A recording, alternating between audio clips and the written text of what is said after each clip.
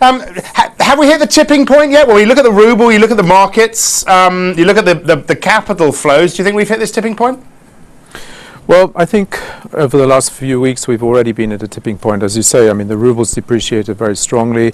I think it's more of a sentiment thing, and the sanctions really deal with sentiment to start with. Stages 1 and 2 of the sanctions from the United States and the European Union hitting sort of at the crux, the central part of Mr. Putin's surrounding and one of the banks that apparently are close to the leadership. So this is something that is moving and hitting sentiment, and you can see flows in both directions actually.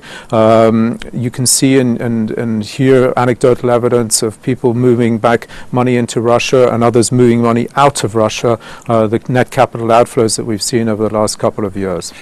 I know we're at stage 2 plus on the sanctions. Obama's hinted at stage 3 looking at some of the sectors, but do they really expect Putin to blink?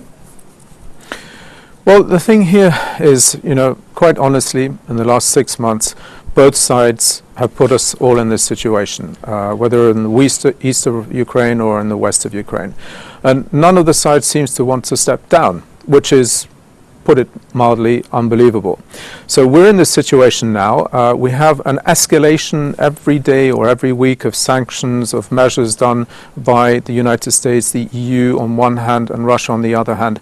Nobody seems to want to step down at the moment. Yeah. And this is the worrying issue. I mean, I was just looking at a report this morning from the BGA, the export agency in Germany. 6,200 German companies engaged in Russia. The BGA head said for them economic sanctions would be a catastrophe. I mean, is that enough? If Putin isn't blinking, is that enough for Angela Merkel to step up and say, look, we can't go to stage 3? Well, historically, and this is why we have to step away from the economic thinking, historically such situations have led us into more precarious and dangerous situations. We are now starting to have to start to think about the politics and not the economics.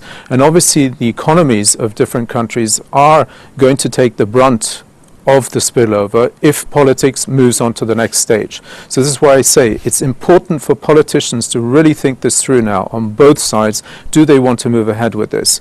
Russia has about $500 billion of FX reserves, which in the past it has used to buffer the banking sector, the economy in dire situations, and it would probably do this again at some stage if need be.